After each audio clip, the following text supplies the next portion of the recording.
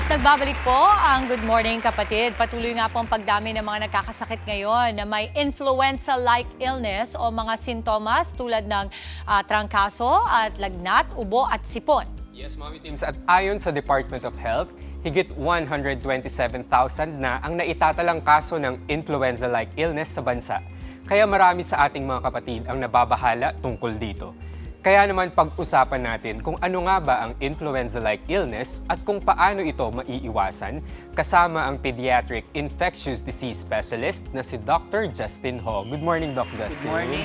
Morning, kapatid. Doc Justin. Maraming salamat for waking up early for Morning. us. We know na sobrang busy po niyo siguro kasi ito nga ang natala ay 127,000. Dami. Yes. So when you think about it, pag di mo kasi nariringgan yan around your area, medyo parang hindi mo alam na nangyayari ito until maringgan natin dito sa ating balita na walang pasok sa ganitong area ng ating bansa and then we realize, ang laki na pala. Doc, simulan natin. Ano po ba yung influenza-like illness at paano ito naiiba sa karaniwang sipon o trangkaso na madalas nararanasan ng bawat isa sa atin tuwing tag-ulan? Actually, magandang tanong yan. No? So, when we talk about influenza-like illness, actually, ito po yung tumutukoy sa respiratory infection. So, pwede po itong dulot ng bacteria or virus. No? Usually, ang sintomas nito ay fever na hindi bababa sa 38 degrees Celsius.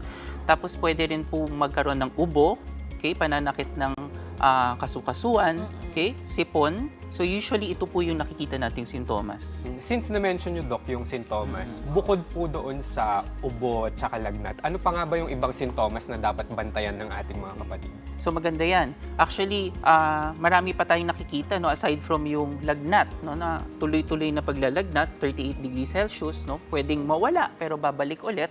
Okay, meron po tayong nagkakaroon po ng baradong ilong, okay, hirap po magsalita kasi parang napakabarado po ng ilong, masakit yung kasukasuhan, pwedeng magsuka, pwede rin pong magtae. So a lot of it, no, kumbaga kung nagkakaroon talaga ng infection, may nararamdaman po sa buong katawan, pwedeng magkaroon ng sakit ng tiyan. So ito po yung mga non-specific symptoms na nakikita natin. Oo. And just recently, Doc, no, nag-declare ng health break ang DepEd dahil sa pagtaas ng kaso ng influenza-like Yes. illness na ito. Gaano ba kadali itong maipasa or gaano kabilis ka bang mahawa? Okay.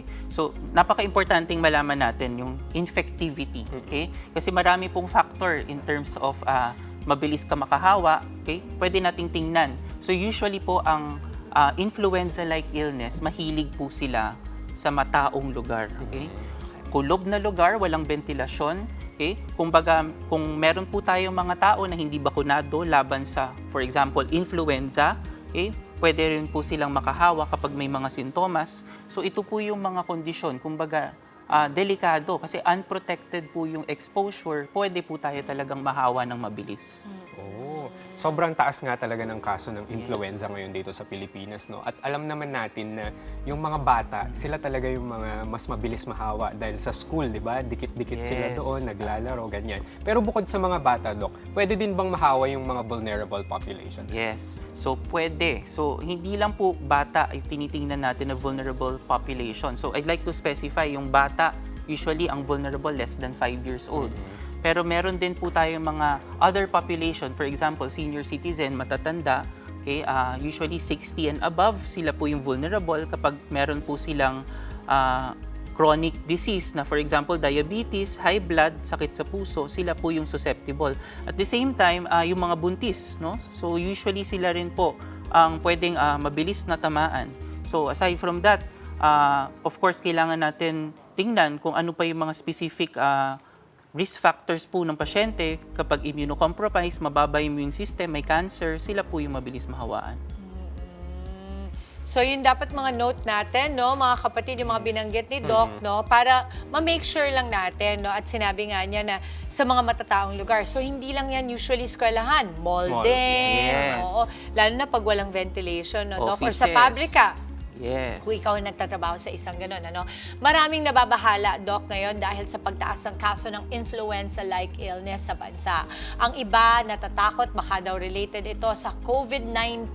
Siyempre, hindi natin maalis na ang mga agam-agam na ito sa ating mga kapatid kasi galing tayo doon sa pandemya, no? Dapat pang ikabahala ang influenza-like Yes. disease. So, maganda nung tanong nyo. Okay, ang influenza-like illness po ay marami po ang pwedeng maging cause. Gaya ng sinabi ko, virus, bacteria. Okay, kadalasan po, viruses po yung nakikita natin. Isa sa mga viruses nakikita natin ang COVID-19. So part din po siya ng influenza-like illness. Okay? Aside from that, pag influenza, marami rin tayo, enterovirus, rhinovirus, causes of common cold, sila po yung pwedeng mag-cause ng influenza-like illness. So bakit ko ine-emphasize po ito? Kasi meron po tayong mga certain virus, for example, influenza, na pwedeng mag-cause ng pulmonya. Okay? So meron po tayong na-admit ng mga pasyente, kumbaga sila po ang tatamaan ng influenza dahil po may risk factor din po sila po ay no-hospital. Ito naman, Doc, tanong ng ating mga kapatid, paano nga ba, Doc, maiiwasan ang pagkalat o pagkahawa ng influenza-like illness? Yes. So, maganda po yung tanong nyo. So, first and foremost, kung influenza po ang nagkakos ng influenza-like illness, meron po tayong flu vaccine na tinatawag, no? So, magpagbakuna po tayo. Ito po yung taon-taon na pagkuha natin ng rekomendasyon po natin. Flu vaccine, yearly. Aside from that, maganda po na kapag meron po tayong sintomas, huwag po tayong pumasok kasi pwede po tayong makahawa. At the same time, ang pagsuot ng mask, paghugas ng kamay, ang pag-maintain po na malinis po ang kapaligiran, at of course, tamang nutrisyon, active at healthy lifestyle po ang napaka-importante upang maiwasan po ang influenza-like illness.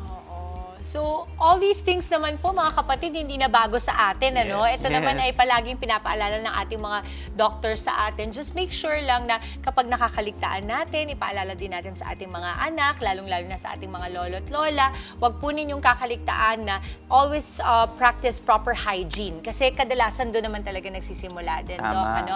Doc, any social media accounts we can follow you on? Okay, of course, you can follow me Dear at Doc Doc Pediathlete at my Instagram account, Dr. Justin Ho. So, marami po akong pwedeng ma-share po dun sa account na yon, mga social media awareness about infectious disease. Yan ang gusto nating malaman, Doc. Maraming salamat, Dr. Justin Ho. Maraming salamat. Thank you. Mga kapatid, Dimples Romana po, maging maalam at may pakialam sa mga napapanahong issue at headlines. Mag-follow na po at subscribe na sa social media pages ng News 5.